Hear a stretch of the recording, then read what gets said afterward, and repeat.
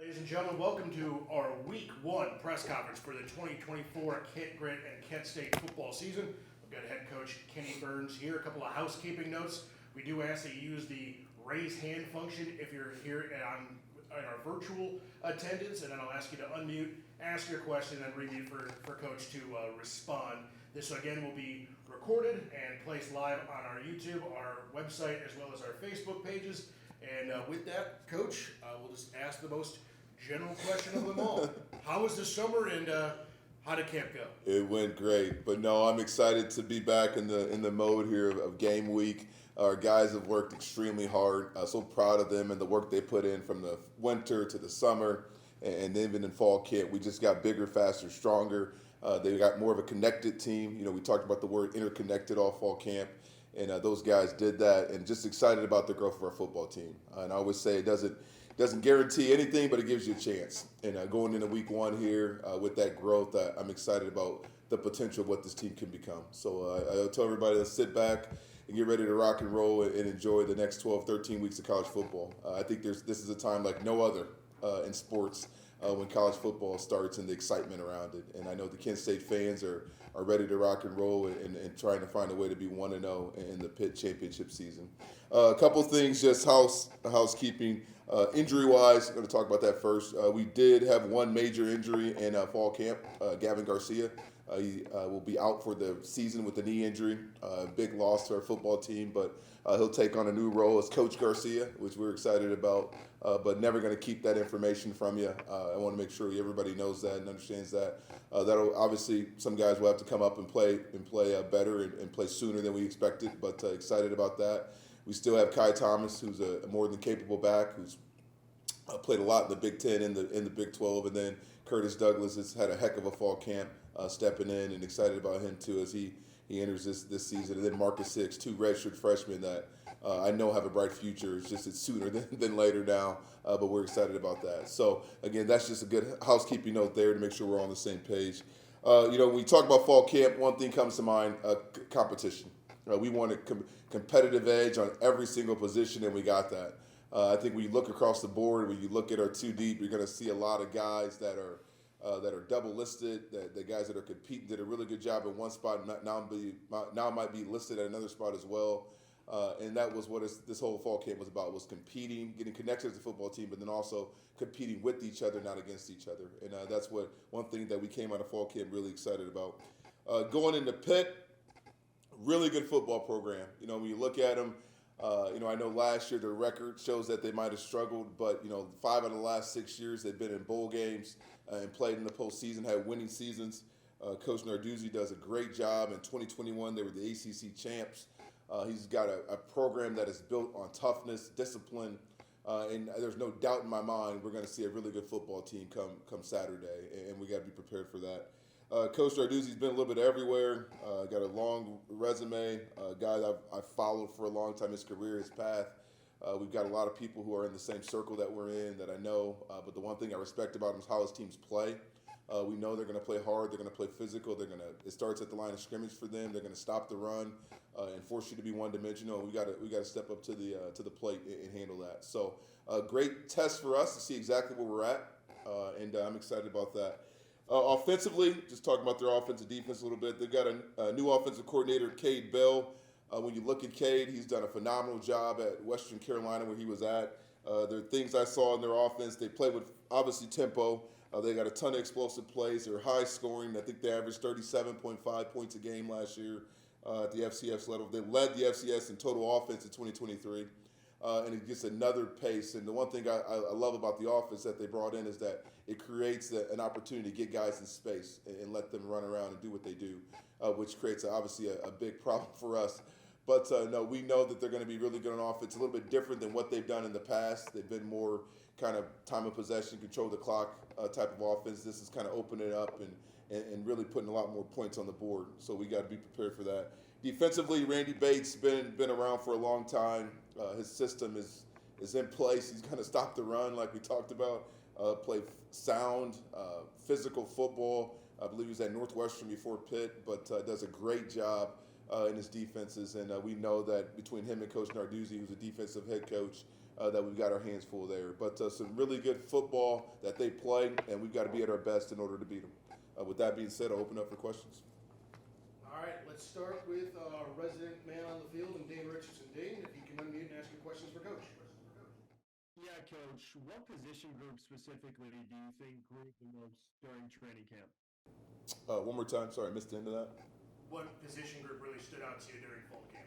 Yeah, when I think about a position group, I got to go to linebackers. I think our linebackers had a really good fall camp.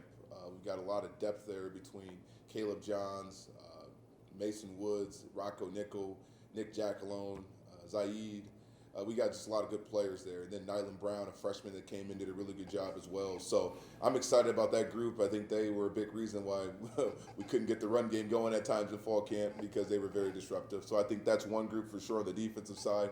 And then on the offensive side, the one thing I was curious about was our receivers. I knew we had Krishan and Luke, but I didn't know what we had behind it.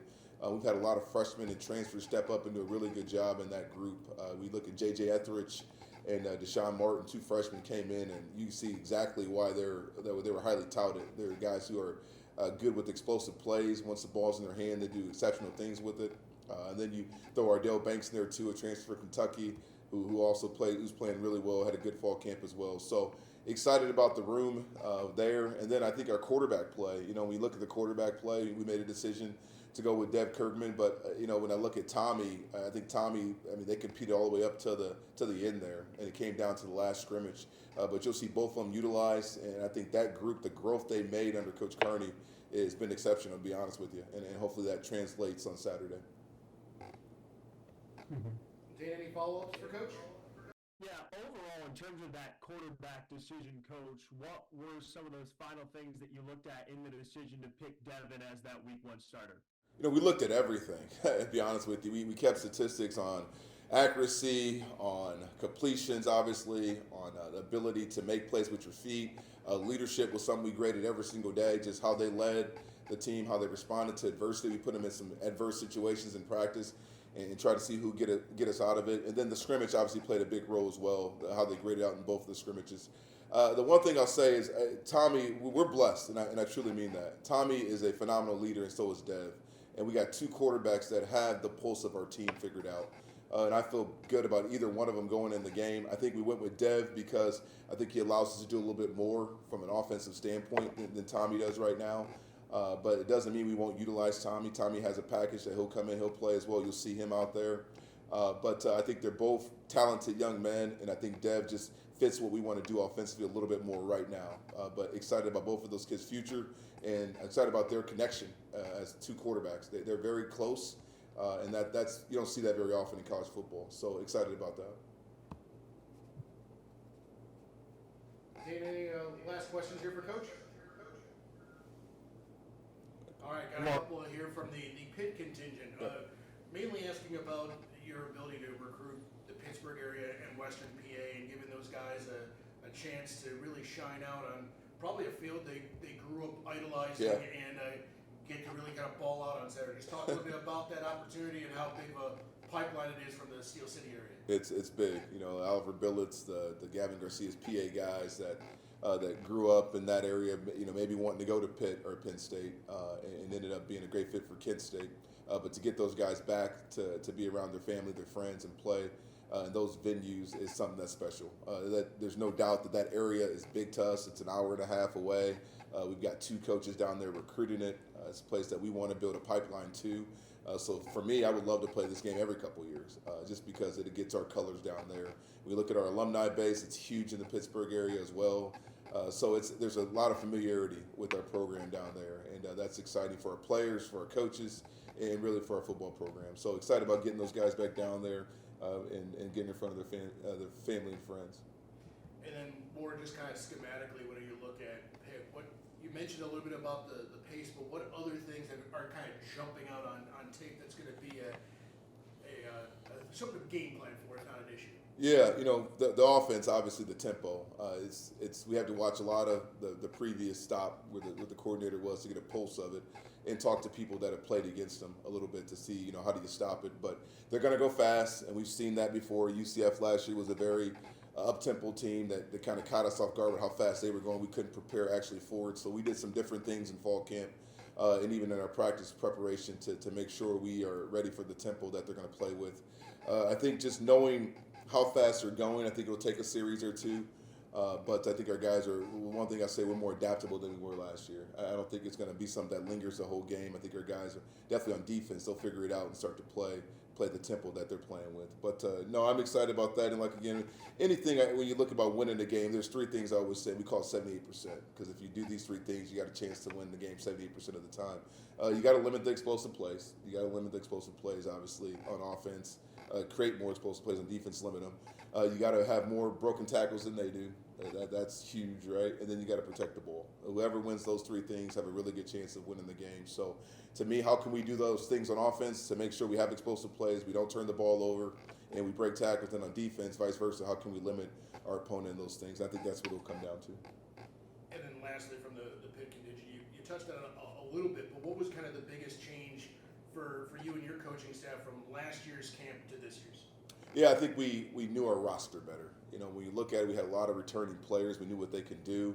And then, like anything, after a year, you know your deficiencies. You know, we knew where we were deficient at. We knew what we had to get better at. We really attacked them in fall camp. I think so much. We got this term that says the smarter player is a better player. Last year, I think we were running plays a lot of times. This year, I think we understand how the play affects the situation that we're in.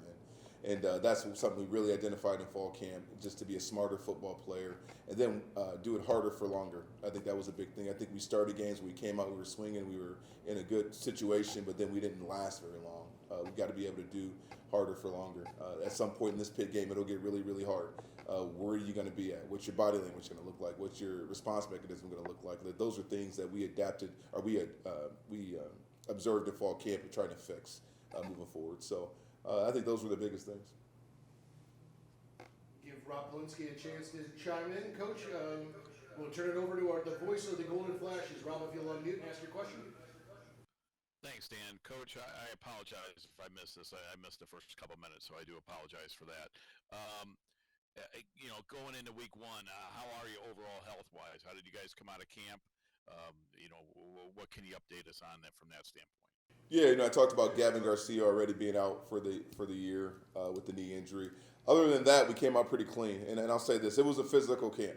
I come from the school of you hit in camp, you let you get tackling, you do all that good stuff. So guys are used to it going into the first game, and we got after it in camp. And if you ask our players, they would tell you this was one of our probably more physical camps that they've been a part of here this year. So we got bumps and bruises, but that's part of football. An ankle here, a bruise on my wrist here, but that's stuff we got to play through. But the overall health, there's not many guys that are out with season-ending injuries, and we expect to be at full tilt come that game on Saturday.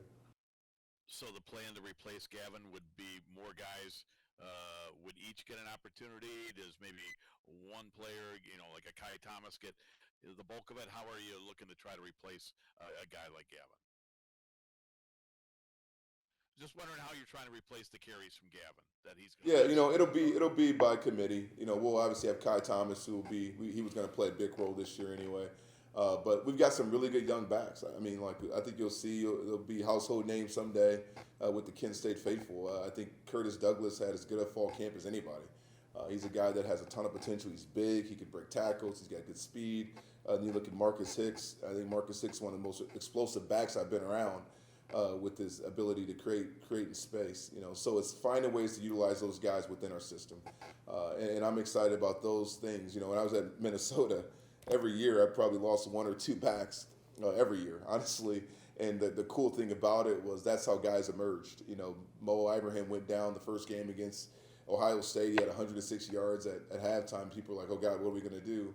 Well, the next game, here comes Kai Thomas, who ended up rushing for 900 yards that year, and Bucky Irving, who's in the NFL now, who came onto the scene. And each year I was at Minnesota, that kind of happened. I remember Rodney Smith going down in 2021, and here comes Mo Ibrahim into the scene, the Big Ten running back of the year in 2020. So, again, I think this creates opportunity, and I think that's how these guys have got to look at it. When injuries happen, it's sad, but how do you find the joy? And you find the joy in it by saying, hey, this is another opportunity for someone to step up and show why they belong at this level and in this program. My last one is, the uniqueness of playing in an NFL stadium this week. Do you do anything different to try to get the guys ready for that? And have you kind of addressed that? How special it's going to be, an opportunity? Obviously play where the Steelers play on Sunday. We haven't talked about it much. I've talked to the team about going up there and playing in a venue, and I think it's always cool to go to different venues haven't been in and be in that arena and where James Harrison played, a former Kent State alum, and which is really cool. But once the whistle blows and the clock starts, it's time to play football, and it's 100 yards, and we got to play physical and tough football and play smart football and that stuff. So we haven't spent much time on that.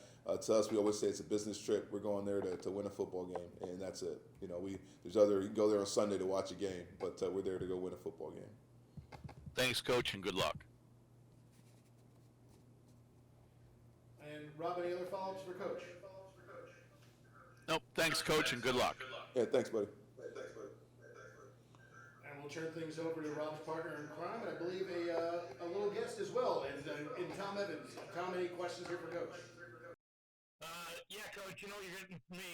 I think Cam Bowden's one of your captains this year, offensive lineman out there. Talk to me about the progress of that offensive line. I know you were real green last year. Where are they at, and do you have some depth this year? We definitely have more depth than we had last year. Is it where I want to be? Probably not quite yet, but we're a year better. I think that'll show right away. We got guys who've played together for a while. I think we're still trying to find out who the top 5 guys are, and I think that'll go into this game. We've got competition. And I think last year at the offensive line position, we didn't have competition.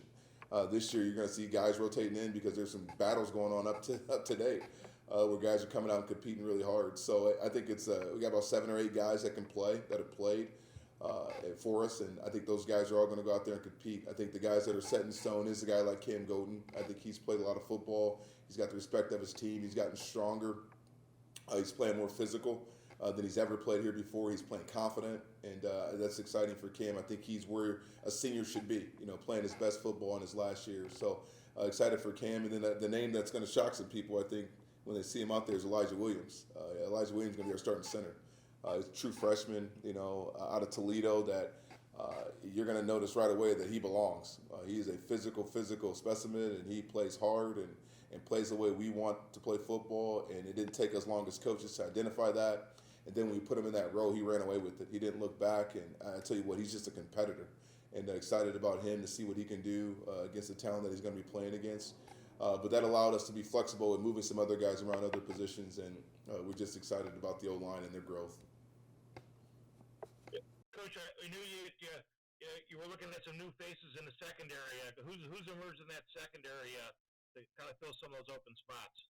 Yeah, I think that you're going to see, obviously, Alex Branch back there. Josh Baca is going to be his partner in crime back there. And then, Dallas Branch, the transfer from San Diego State. He in the spring, we knew we got something special there. So you'll see him, obviously, at the corner position. And then there's probably two guys you're going to see at the other corner position, maybe 3 between Naeem Muhammad and Jalen Dotson, and then Joel Boma are all kind of compete for that other spot. And I think you'll see different packages where several of them be on the field at the same time in our nickel package and dime package. But I think it's a great competition. The thing I love about that group is you're not stuck in a position where you don't have enough talent. We have more than enough talent at corner, and they're competing hard with each other. It's kind of finding out which one's going to give us the best chance to win. And we kind of decided that they all could give us a good chance to win. So how do we get them all on the field in different ways, which is going to be something we do this first game. One last thing for me, Coach, and you started to address it there. You kind of the second half woes last year, like you were hanging around people, and do you address that specifically in camp? You put yourself in situations to tell the kids, hey, it's now third and fourth quarter. We got to look at things a little bit differently now. How do you address that? Yeah, it's simple to me. I think when you make the transition, and I've been a part of 3 national championships in North Dakota State, a 12-0 season at Western Michigan, a 10-2 season in the Big Ten at Minnesota, and 4 straight bowl games. And there's always a point where your team figures out how to handle hard better. And I think that's really, really important. And I think we definitely addressed it in fall camp. But when we get to that point is when we're going to take the ascend in this program and start competing for championships. When they know how to handle hard better and handle discomfort is what we're all striving for as coaches. And I think as much as you can put your guys in situations in fall camp to mimic that, the better it is. And you've been at our practices are really hard because they're very up tempo, they're very fast. It's going to make you empty the tank very, very early, and then you got to be able to mentally strain for the rest of the practice to get the most out of it and make sure your details are there. But that's something we definitely attacked. And I talked to our guys. It's all over college football right now. When you watch teams, you saw culture win a lot this first weekend, week 0. You look at, I think of Nevada against SMU. Nevada was a 2-win team last year. They came out swinging this year. SMU swung back. And then there's a little discomfort now for Nevada. And again, being able to handle that discomfort and finish a team, that's really, really hard. You look at New Mexico against Montana State, same thing. They were up 21 points, I believe, going 10 points in the fourth quarter. And then Montana State, a team with a really good culture, came back and swung. And then again, there seems to be panic instead of a response mechanism. And I think that's what all of us as coaches are trying to get our guys to not panic when discomfort comes, but find a way to respond through it and get to your best and make a play. And we definitely address it. And we'll see how it looks this first game. One last thing for me, Coach. You bring back 2 veteran kickers in the special teams. Talk to us about special teams and what the expectations there are. The expectation is to be really good there. No, I'm hoping that when you got experienced guys between Glass and Josh Smith, they got to be on point when it's game time.